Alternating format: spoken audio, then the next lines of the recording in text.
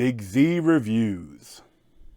Spider-Man Far From Home is the newest Marvel film, and this one is in collaboration with Sony, since they technically still own the character. And this is the end of Phase 3. You know, even though Endgame it was the end of that scene, essentially, this is kind of wrapping things up and explaining what the world looks like now after Endgame. And as that, it works incredibly well while doing it so quickly. I mean, it's a really great movie. You're a very difficult person to contact, Spider-Man. This is Mr. Beck. We could use someone like you on my world. Your world? Beck is from Earth, just not ours. The snap tore a hole in our dimension. You're saying there's a multiverse? We have a job to do, and you're coming with us. So this one was, again, directed by John Watts. And while the first time I felt like it was just so nondescript, it felt like they didn't really have a director, I think in this one, he really kind of gained his legs and made a film out of it, and has his own kind of personality and a tone to it that I really enjoyed. And also, while I think in the first one, towards the end, some of the action scenes were tough to, like, you couldn't see what was happening. Probably because they did it in full dark and it was just so fast and you couldn't really see anything that was happening. In this one, towards the big climax action scenes, you saw every single thing. It was in like full daylight and it was incredible CGI and great action and well shot, and I loved it. So the setup for this one is that it is after Endgame, and you know, all the students that were snapped, or now they call blipped, you know, have to go back to school, and now things are different because, like, some people that were, you know, 5 years ago were little tiny kids, they're now these hunks. And that there's one guy that, you know, Tom Holland has to, you know, kind of fight over Zendaya's MJ a little bit. I love these scenes. I love the very beginning to start a movie. It's such a simple but incredibly effective way to start it. Where essentially, like, you're watching, you know, their school, they have that, they're, you know, the newscasters, and they're talking about, you know, what happened and setting everything up, and it's so well done. Especially, like, they put together, like, a thing, and you see what happened when people come back. So you see that when they snapped back into life, they came back where they were snapped out of existence. And so, like, but 5 years later, so they show these scenes where, like, they pop up and like they were doing a marching band in the gymnasium, and they pop back up, and then now it's 5 years later, and they're in the middle of a basketball game, and it's like, it's pretty funny. I love how they do it. It's so funny, but it's also informative. Essentially, they're doing an info dump when you don't even realize what they're doing. They don't even realize you're doing the info dump. And it's a couple of times there. Like, later, you get, like, a reveal of things. I won't spoil. I might spoil a little bit later, but I'll give a big warning. But when there's a reveal, like, there's also, like, so many times, like, when you hate when the villain has to do and this is how I'm going to destroy the world, or, you know, they have to do their info dump. They have to do all the, you know, their oration and do the monologue. And the way it did this one, it had the villains talking to each other and congratulating them on what they did.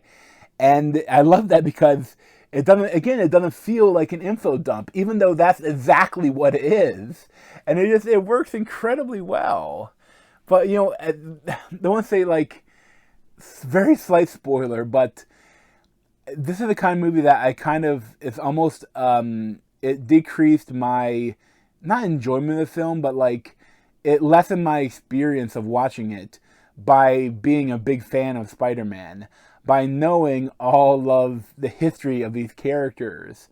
Because when they say that Jake Gyllenhaal is going to be Mysterio, that means something to me.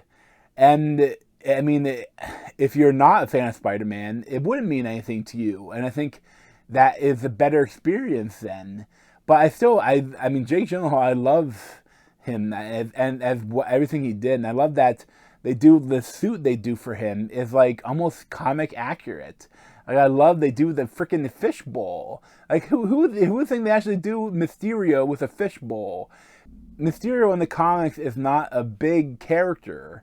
You know, I mean, there are a lot of other big characters that, you know, you could do instead. He's kind of like but he's kind of a fan favorite. So I love everything they did with that. And I love that the relationship that Tom Holland and Jake Gyllenhaal have in this film.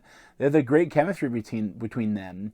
And it's kind of like, you know, a father figure kind of replacement to Iron Man. And I really like what they did. And I really like what they did with Tom Holland, with essentially a lot of this film surrounding the superhero stuff is like a Euro trip movie.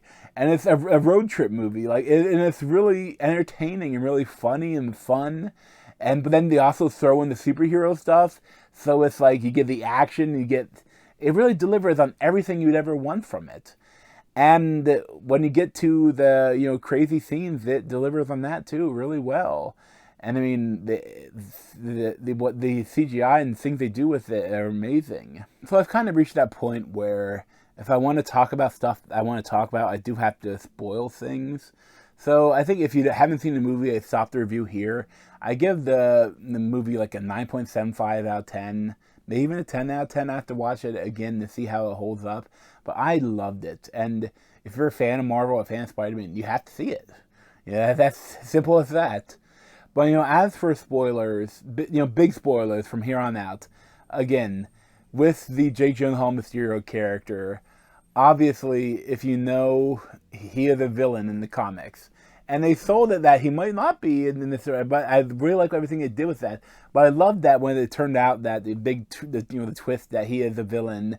But I love how they mixed that into everything else with, like, he worked for Iron Man on the BARF program, the augmented reality, and all the other characters were also like other people that worked for Iron Man that were disgruntled workers, and that essentially his suit, Mysterio's suit, even though the one that everyone sees that looks like the comic is the fake one, and the real one is just a mocap suit, but he still has the bubble, but the bubble is like a, you know, virtual reality sort of thing. And I love that idea, and it's so well, it's such a great concept, and it's so well executed, and it's perfect. I loved it, and like there's so much that they do. I mean, but I mean, the other thing I really want to talk about that with Mysterio, with like when it's almost reminding me a little bit of like the Scarecrow Arkham games, like when those scenes where but in this one he's in these virtual realities, so everything he sees, the brain looks as real, and he's doing these traps and doing everything around and trying to kill Spider-Man. As these scenes are so original and creative and amazing, and I loved them. And the other big thing is that at the end, you know, the mid-credit scenes that Mysterio filmed him, and that exposed him as he's saying that Spider-Man's evil and that Spider-Man is Peter Parker, and that completely changes things. And I kind of love that, you know, something in the comic that they haven't really identified is that the idea of, you know, Spider-Man being a menace. And I like that they're going to do that, although it's tough to do with him also being his identity out there. But I hate because how are they going to do it? I mean, who knows when we're going to get Spider-Man 3? So how are they going to work this into whatever else they have going on? It'd be really interesting to see what they do.